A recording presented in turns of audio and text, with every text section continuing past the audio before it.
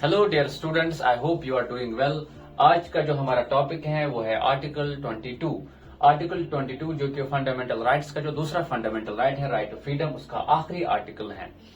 Article 22 की अगर हम बात करें, ये बात करता है, ये सेफ गार्ड करता है एक अरेस्टेड पर्सन, जिस शख्स को अरेस्ट किया गया, जिसको हिरासत में लिया गया, जिसको गिरफ्तार किया गया, उसके जो राइट्स है उन राइट्स को प्रोटेक्ट करता है। जैसे हमने आर्टिकल 20 में पढ़ा था कि जो एक्यूज्ड है, जिसके ऊपर इल्जाम लगा है, आर्टिकल 20 उसको प्रोटेक्ट करता है। ये जो आर्टिकल 22 है, अब जिसको अरेस्ट किया गया, जिसको गिरफ्तार किया गया, तो ये उसके राइट्स को प्रोटेक्ट करता है। तो वो सेफ गार्ड्स क्या है? वो सेफ गार्ड्स ये हैं कि जैसे कि अगर किसी शख्स को, किसी इंडिविजुअल को अरेस्ट किया गया, तो उसे ये जरूर पता होना चाहिए कि किन ग्राउंड्स के बेसिस पे उसको अरेस्ट किया गया, उसे ये बताना जरूरी है। दूसरा ये है कि वो शख्स जिसको अरेस्ट किया गया, वो अपनी चॉइस के बेसिस पे किसी भी लॉयर को, किसी भी एडवोकेट को कंसल्ट कर सकता है, चूज कर सकता है। तीसरा जो सेफ गार्ड है, तीसरी जो प्रोटेक्शन है, वो ये है कि वो शख्स जिसको अरेस्ट किया गया, गिरफ्तार किया गया, उसे नियरेस्ट मैजिस्ट्रेट के सामने विद इन 24 आवर्स पेश करना होता है।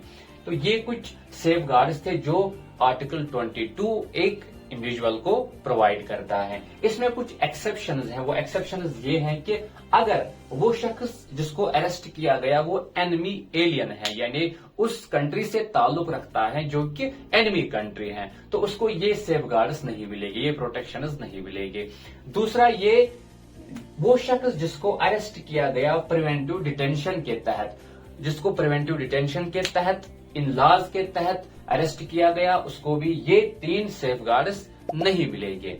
अब यहाँ पे बात आई डिटेंशन की, तो डिटेंशन की अगर हम बात करें तो डिटेंशन जो है, इसके 2 काइंड्स हैं, पुनिटिव डिटेंशन एंड प्रिवेंटिव डिटेंशन। यानी वो शख्स जिसको गिरफ्तार किया गया, अरेस्ट किया गया, डिटेन किया गया, तो उसके क्या काइंड्स हैं, किस तरह से उसको डिटेन किया जाता है, ये कौन सी गिरफ्तारी होती है, इसमें क्या होता है। इसमें एक शख्स जिसने कोई क्राइम किया, उसके खिलाफ फिर एविडेंस इकट्ठा किया जाता है या इन्वेस्टिगेशन की जाती है, फिर उसको अरेस्ट किया जाता है, कोर्ट में फिर उसकी सुनवाई होती है, ट्रायल होता है, उसके बाद जब वो प्रोन गिल्टी हो जाता है, उसके बाद उसको सजा मिलती है। तो ये है पुनिटिव डिटेंशन। और ऑर्डिनरी लॉज के तहत, जो क्राइम के रिगार्डिंग ऑर्डिनरी लॉज है, उन लॉज के तहत इसको, इस शख्स को सजा मिलती है।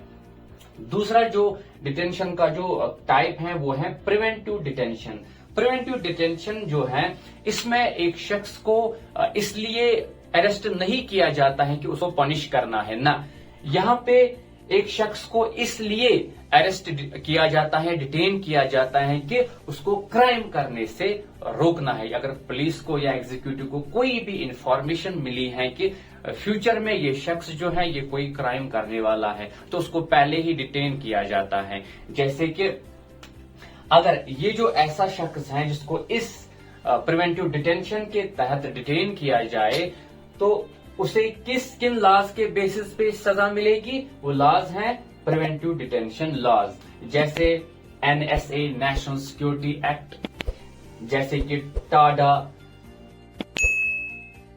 Terrorist and disruptive activities act.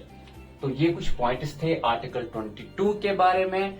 तो hope you have understood them well. See you in the next video.